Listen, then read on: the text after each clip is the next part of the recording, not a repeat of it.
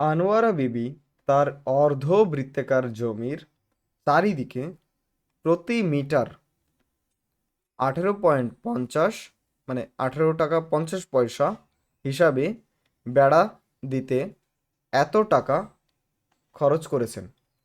আচ্ছা, অর্ধবৃত্তাকার জমি মানে কি? আধা গোল। আচ্ছা,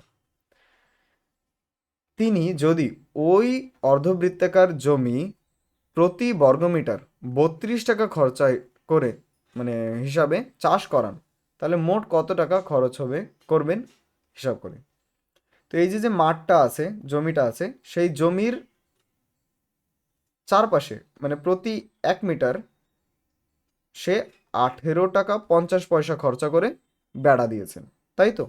তাহলে আমরা যদি কোনো মতে, ও অ্যাকচুয়ালি বলেই দিয়েছে, তো টোটাল বেড়া বাঁধতে কত টাকা খরচা হয়েছে?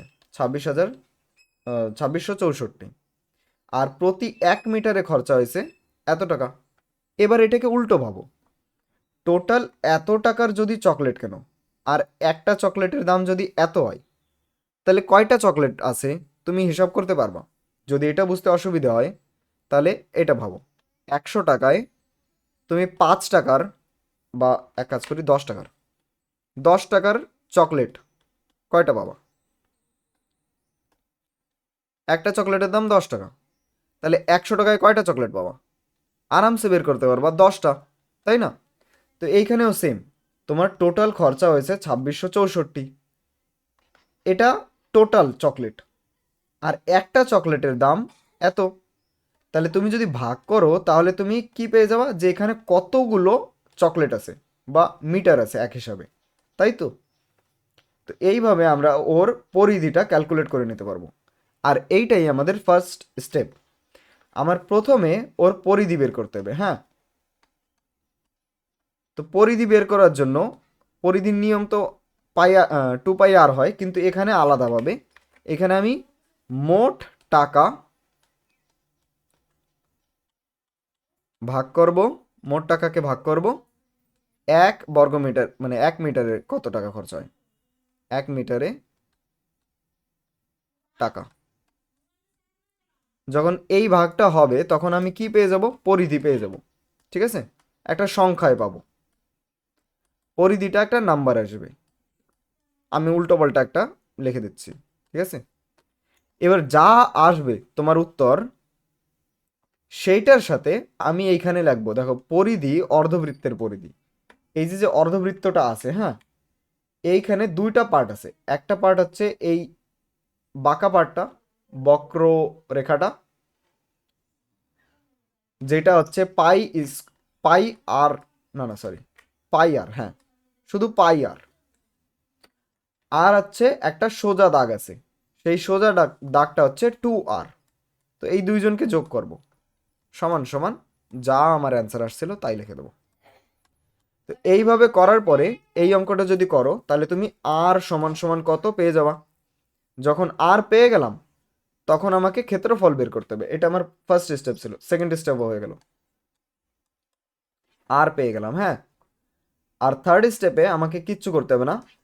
থার্ড স্টেপে আমাকে ক্ষেত্রফল বের করতে হবে। তো অর্ধবৃত্তের ক্ষেত্রফলের নিয়ম, অর্ধবৃত্তের ক্ষেত্রফল সমান সমান পাই আর স্কোয়ার, মানে তো টোটালটার ক্ষেত্রফল, পুরো বৃত্তের, পুরো বৃত্তের ক্ষেত্রফলের নিয়ম পাই আর স্কোয়ার। কিন্তু আমি তো অর্ধেকটার বের করব, তাহলে তাকে 2 দিয়ে ভাগ করে দেবো। তো এখন এই নিয়মটা এটা একটু ভুলে গেছে বানান।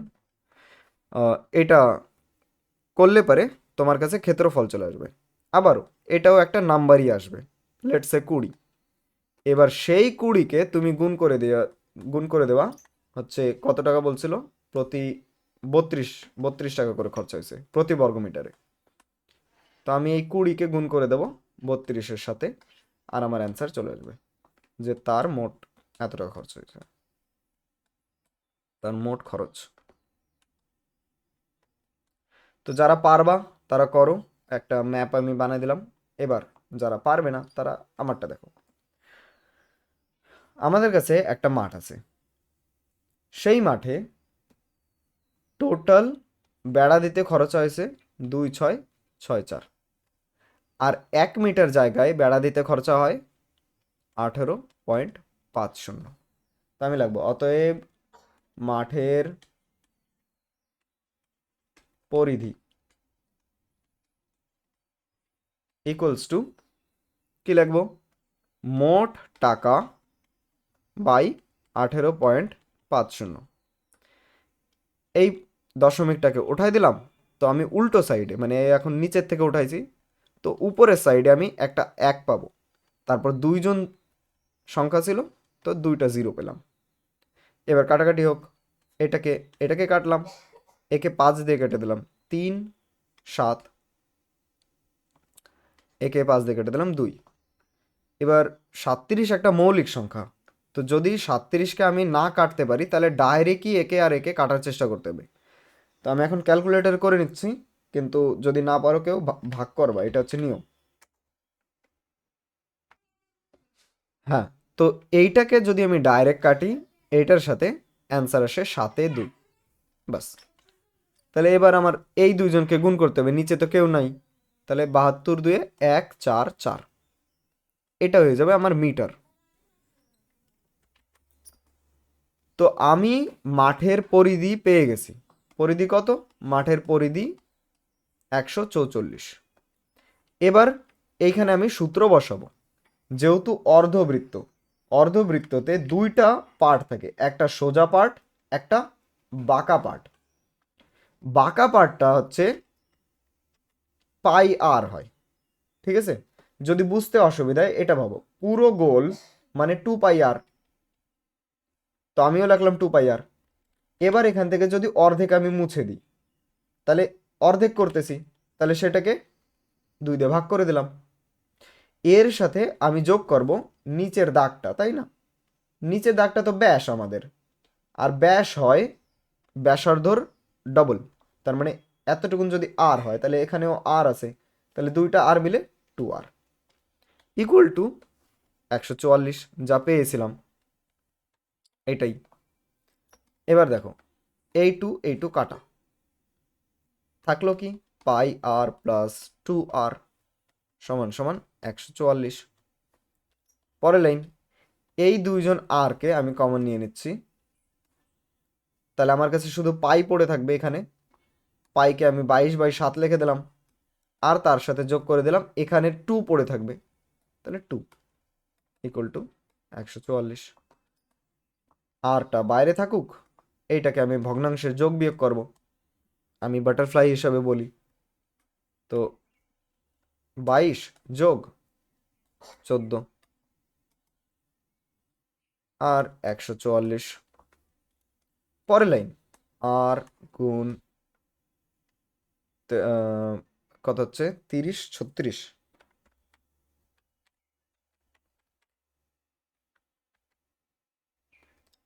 36/7। যেহেতু একটাই সংখ্যা চলে এসেছে, তো আমার এখন ব্র্যাকেটের আর দরকারও নাই, কিন্তু আমি এখানে একটা গুণ দিয়ে দেবো, ইকুয়ালস টু 144।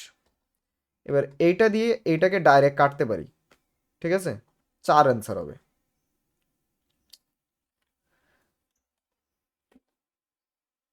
আর উপরে চলে গেল, 7টা নিচে থাকলো 4।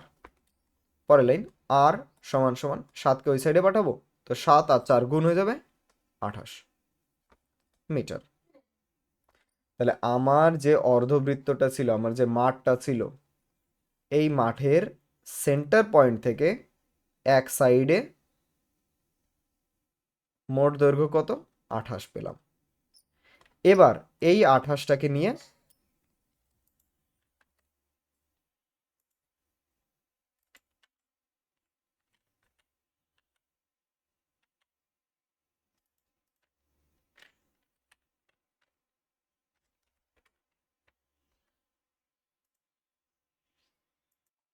এবার আমি ওই অর্ধবৃত্তাকার মাঠের ক্ষেত্রফল বের করব। হ্যাঁ, তো অর্ধবৃত্তের ক্ষেত্রফল আমি লিখতেছি, জমির ক্ষেত্রফল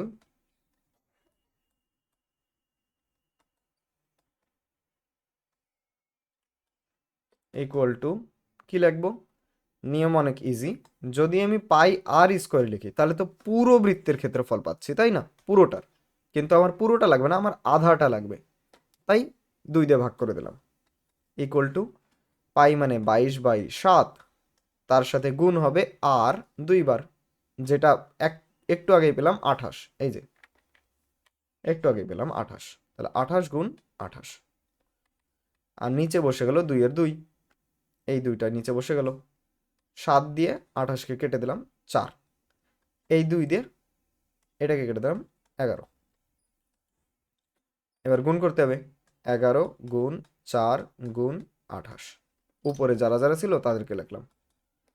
এবার গুণ করি, তো গুণ করলে কত হবে? 1234 এম স্কোয়ার পেলাম। এবার অতএব জমিতে চাষ করতে খরচা হবে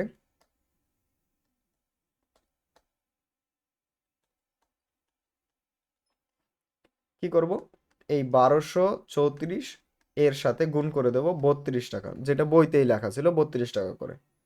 তো এর অ্যান্সার হবে, এটা একটু ভুল হয়েছে, এটা 2 হতো, এটা 2 হতো। আর এর অ্যান্সার হয়ে যায় 3942 টাকা।